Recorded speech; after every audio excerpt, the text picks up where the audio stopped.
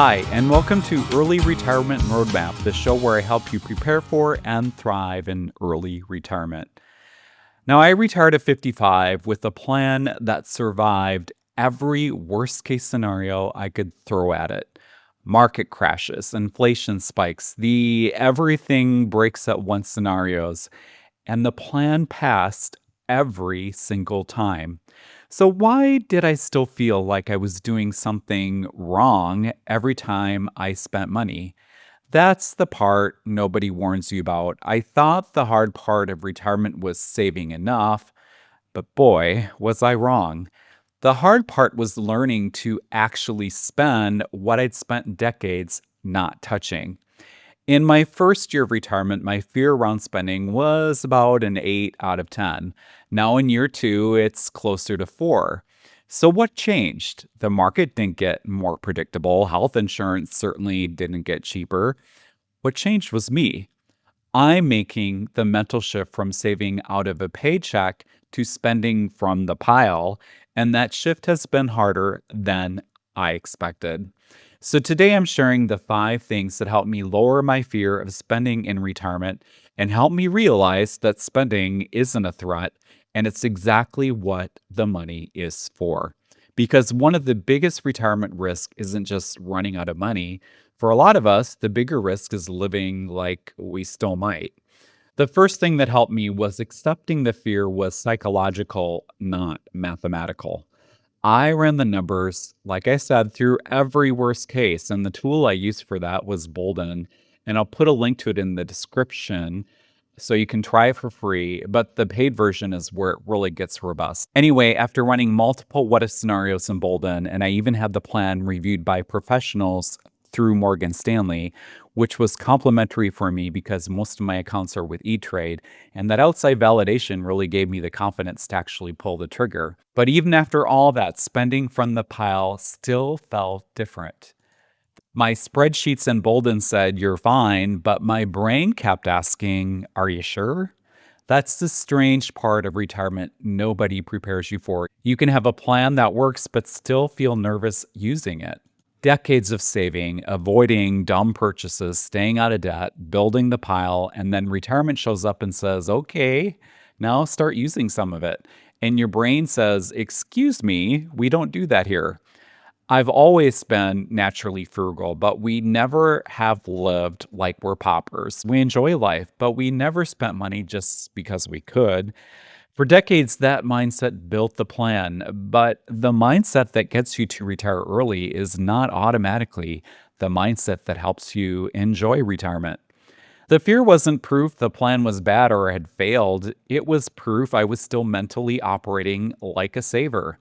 The second thing that helped me is I stopped treating all money the same.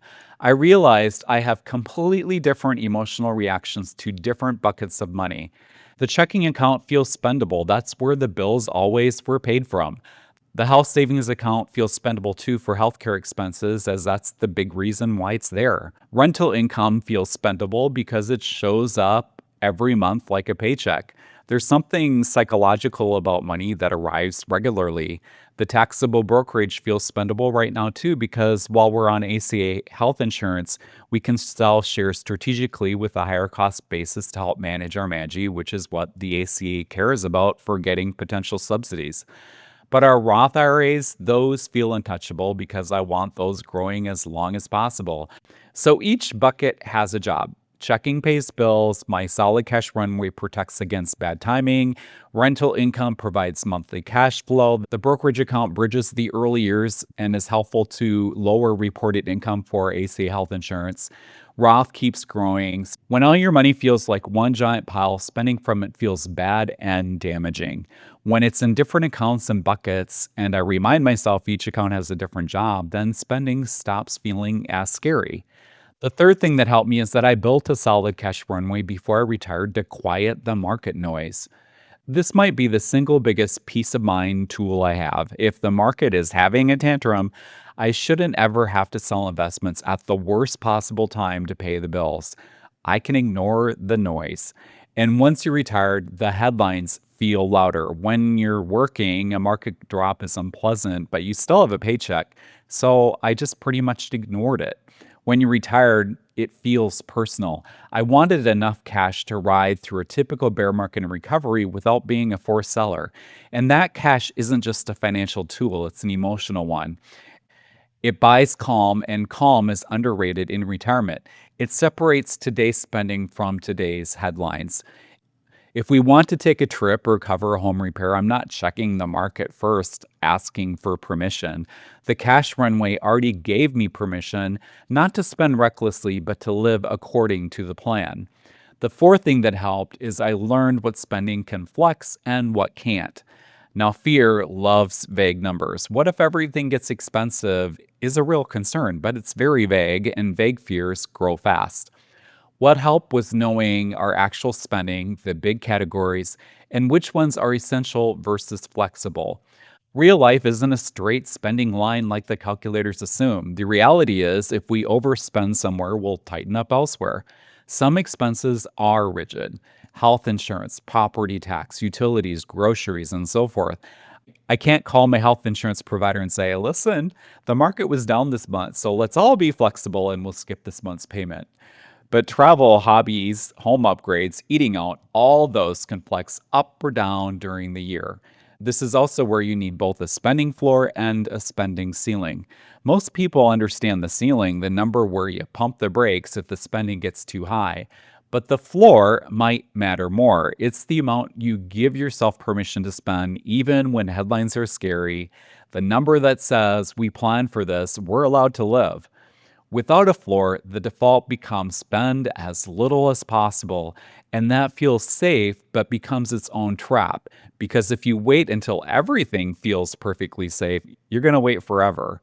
Because the simple fact is that markets will always be uncertain. Something in your house will always be quietly plotting against you and will break at the worst time and be expensive to repair or replace. The goal isn't eliminating uncertainty, it's building enough structure to enjoy retirement without worrying so much. The fifth thing that helped me is I separated spending into three buckets: protection, joy, and noise. Instead of asking, can I afford this? I started asking, what job is this money doing? Health insurance is protection spending. Before Medicare, it can be painfully expensive, but it protects the plan from one catastrophic event turning into a financial disaster. My brother in law is one of the healthiest people I know. He ate right, exercised, always was in fantastic shape for as long as I've known him. But despite that, a few years ago, he was suddenly diagnosed with kidney cancer. He ended up having to have a kidney removed. It hadn't spread, and he's doing great now. But this definitely had an impact on me and changed how I think about risk. I don't like paying for health insurance. In fact, I hate it. It's one of the expenses that make me cringe every month. But I understand exactly why I do pay it.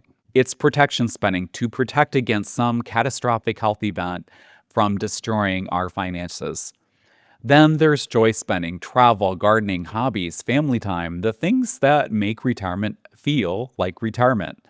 This is the category I'm still working on and getting used to spending money for. Travel's the big one. I want to travel, but because it's optional, that little voice still shows up in my head. Last year, I went back to Wisconsin to see family 3 times, and part of me questioned it because I FaceTime with my parents every Sunday. So it's not like I'm not staying in touch with them, but nothing replaces being in the same room. This fall, we're taking our 25th anniversary trip: a few days in Athens, a Mediterranean cruise through Montenegro, Corfu, Sicily, and the Amalfi Coast, then Barcelona for a few days. That costs real money, and I still catch myself asking, are we being responsible? Even though this is exactly what we save for. You can save for an experience for years and still feel guilty booking it. Gardening feels different, almost guilt free, because I get months of enjoyment from what I buy. Travel feels temporary. You spend the money, take the trip, and it's over. But temporary doesn't mean wasteful. A trip is temporary, but the memories it creates aren't. Most joy isn't sitting on a balance sheet, but that doesn't make it less valuable. Then there's noise spending: buying for status, boredom, or comparison. That doesn't help me enjoy retirement. It just makes the pile smaller. And that distinction matters. When spending is protection, I remind myself it's defending the plan. When it's joy, I remind myself it's why I built the plan. When it's noise, I can say no without feeling bad about it. So those are the 5 things. Accepting the fear was psychological, giving different money different jobs, building a cash runway, knowing what can flex, and separating protection, joy, and noise spending. Now, I want to talk about this too. We do want to leave money for our daughter, and legacy matters to us. But it's not the only goal, and I don't want to accidentally make her the beneficiary of a retirement I was too afraid to enjoy. For disciplined savers, understanding can feel virtuous, safe, responsible. But there's a hidden cost: the trip not taken, the visit delayed, the hobby postponed, the healthier version of yourself you didn't invest in, not because you couldn't afford it, but because you couldn't let yourself. Once a healthier year is gone, it's gone. I used to think retirement confidence was about having enough money. Now I think it's about giving yourself permission to use it. If you're close to retirement or already there and you feel this tension, ask yourself 3 questions. Which money do you mentally see as spendable and which feels untouchable? What would you regret not doing while you still have health and energy to enjoy it? And what system would give you permission to spend without feeling reckless? A solid cash runway, a bucket strategy, written plan, professional help, or just knowing what can flex, or several of these, which is what I did. The math got me into retirement. My mindset is what helps me to enjoy it.